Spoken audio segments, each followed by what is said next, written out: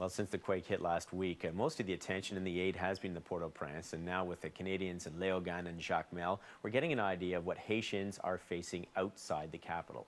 Well, David Gettle is a doctor with Samaritan's Purse, and he's working out of Fermat. That's a town southeast of Port-au-Prince. His small field hospital is performing 60 surgeries a day. I spoke to him just before the show.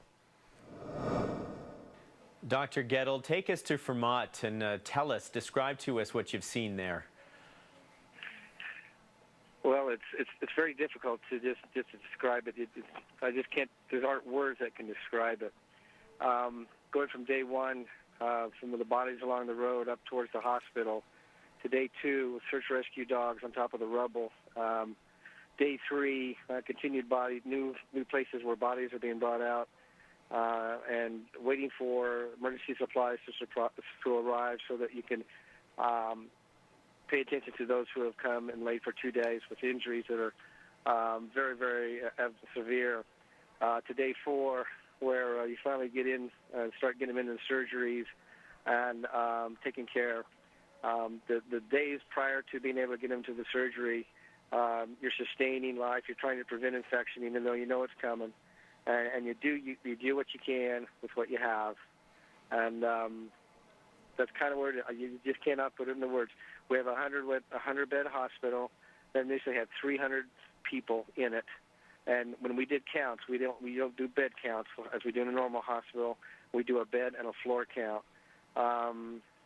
It just goes on, but that's what we're here for, and we'll see those who present at the door as they do. We will be ready. You know, we've heard there's been such an emphasis on Port-au-Prince for obvious reasons, being the capital and where the concentration of the population is. So that's what I'm curious about, is just to find out what kind of help you're getting in some of the outlying communities like Fermat. We heard yesterday from a doctor who has said, we have doctors in place, and she was in Port-au-Prince, but we're not getting the supplies we need. Are you getting the medical supplies you need to be able to tend to the people who need it the most?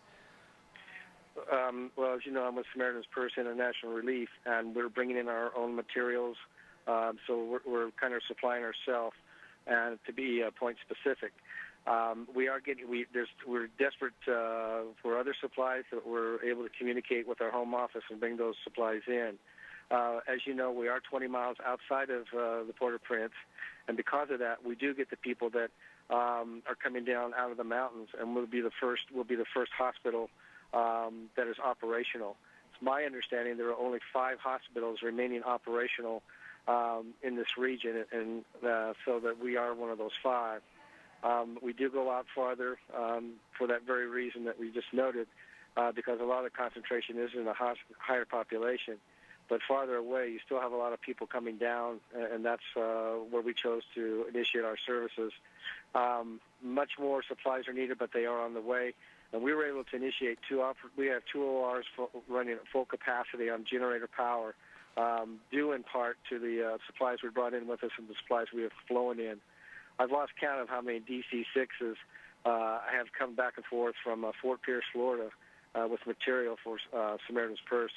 But like I said, I can't tell you because we're seeing patients and going forward, but I do know it's coming in daily. I know you've set up. I know you've set up operations in other places too. So I'm wondering, in terms of a lay of the land, you're getting on top of it. Are you hearing about reports from other places that aren't getting the help they need? We are, and we're keeping a list. And as soon as the availability of vehicles that can get to them, these roads are still blocked from just debris. And you can't get into these places where they're being identified. We have identified an area where there was 2,000 people in one yard with one physician. Now, I'm not saying those 2,000 people need to be seen, but that just gives you an idea of what we're finding.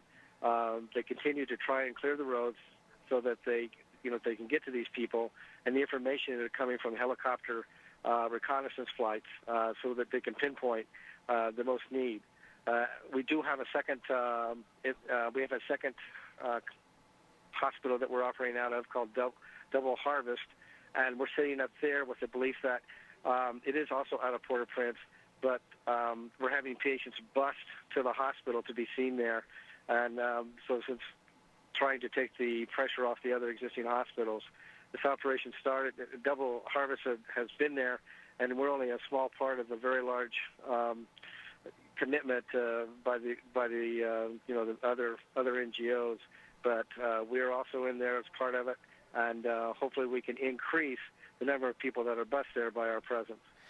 Doctor, I know you're busy. Thanks so much for making time for us, and good luck. Thank you, sir. Thank you.